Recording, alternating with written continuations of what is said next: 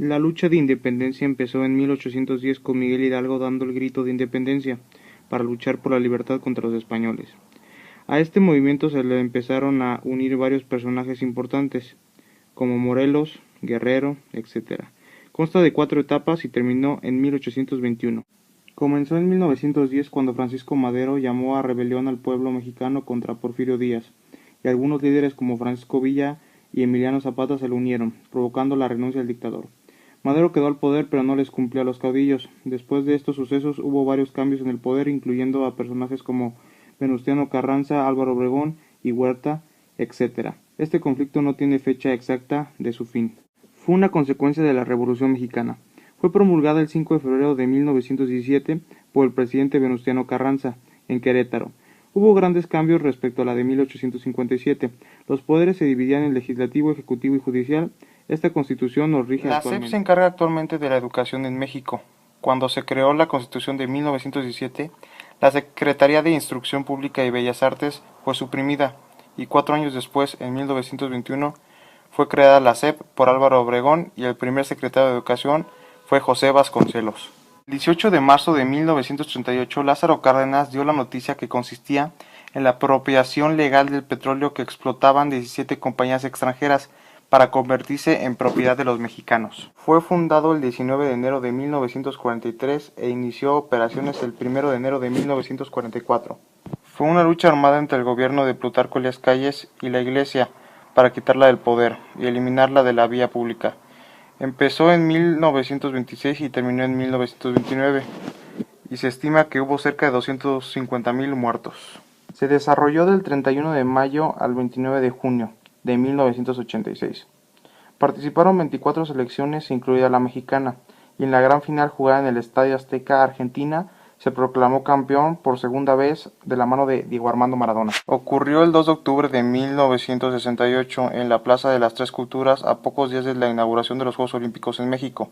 Ocurre cuando el Batallón Olimpia disparan contra estudiantes manifestándose. Esta orden la dio el presidente Díaz Ordaz. Hubo muchas muertes, pero no se sabe con exactitud cuántas. Era candidato a la presidencia por parte del PRI y el 23 de marzo de 1994 en Tijuana, después de dar un discurso, cuando iba pasando por la multitud, recibe 2 disparos por parte de Mario Aburto Martínez. Tras los errores de investigación, se sospecha que fue un complot por parte del PRI y del presidente en turno Salinas de Gortari. En lo personal pienso que este país ha pasado por muchas situaciones complejas, desde nuestra independencia hasta el día de hoy. Sin duda que sin estos acontecimientos el país no sería lo que es ahora. No cabe duda que a lo largo de nuestra historia las cosas se han hecho mal, o que siempre ha habido problemas en el gobierno, pero también hemos demostrado que nosotros podemos superar cualquier adversidad. México cuenta con mucha diversidad de ecosistemas. Enfocándonos en los bosques templados, existen increíbles reservas naturales protegidas, de las cuales destacan las siguientes. Reserva de la biosfera Mariposa Monarca. Es una zona prioritaria que se ubica en un territorio que abarca parte de los estados de México y Michoacán. Esta reserva se lleva consigo un importante patrimonio histórico y cultural. Reserva de la biosfera Sierra de Manantlán, en Jalisco. Esta forma parte de 2 entidades federativas, el estado de Jalisco con cerca del 90% del área protegida dentro de sus límites, y el estado de Colima con el 10% restante. Reserva de la biosfera Sierra Gorda en Querétaro.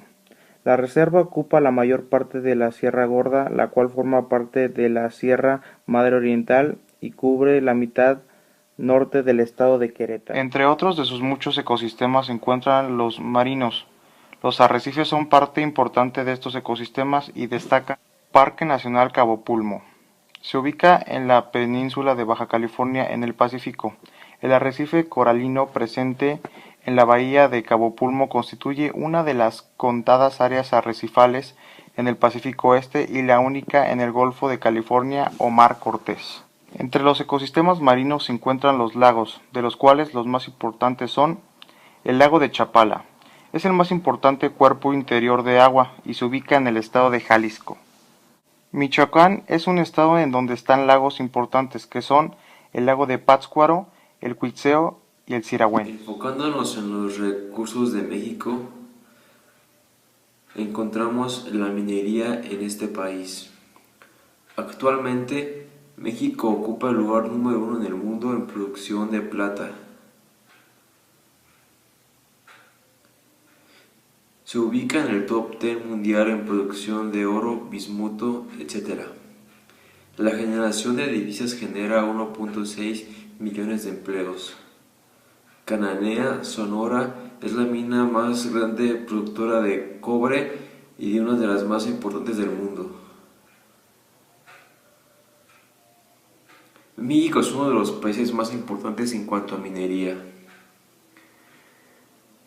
Alcanza 22.000 millones de dólares al año y es un orgullo saber que México ocupa un lugar importante en el mundo.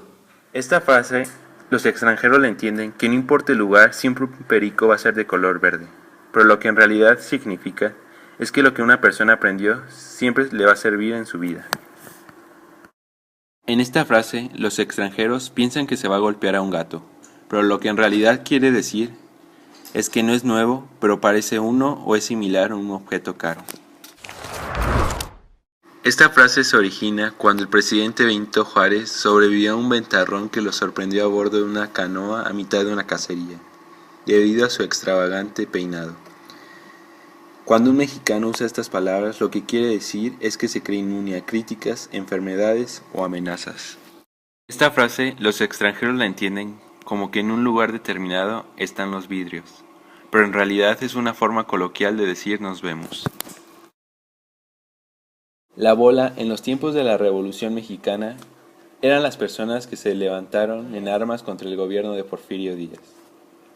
Y ahora es una forma de decir que nadie conoce al culpable de una falta. En esta frase, el extranjero entiende que en la noche cenarán con un señor de nombre Pancho. Lo que en realidad quiere decir es que quien la dice tendrá un encuentro sexual en las próximas horas.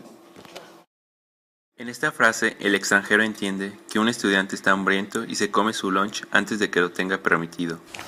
Pero lo que en realidad quiere decir es que una mujer queda embarazada a una edad muy joven antes de estar preparada para ello. Andar con el Jesús en la boca. El extranjero entiende que un tal Jesús está pegado a la boca de otra persona. Lo que en realidad significa es estar preocupado. En esta frase, el extranjero entiende que alguien, quizás con poderes mágicos, no debe transformarse en un pato, pero lo que en realidad quiere decir es no andar de ocioso ni evadir responsabilidades. En esta frase, el extranjero cree que le van a leer la cartilla militar a otra persona, pero lo que en realidad quiere decir es amenazar o advertir a otra persona. En el siglo XVIII la población mexicana era de 3 a 4 millones, pero después llegó a los 6 millones y se redujo a los 5 cuando fue la independencia. La población iba aumentando, pero cada vez que había una guerra, ya como la guerra contra Estados Unidos, la Revolución Mexicana y la guerra civil durante la presidencia de Benito Juárez, esta descendía. En 1940 había 19.6 millones de mexicanos. En el 2000 eran 97.5 millones y en el 2015 son 126 millones. Para el 2020 serán 131 millones.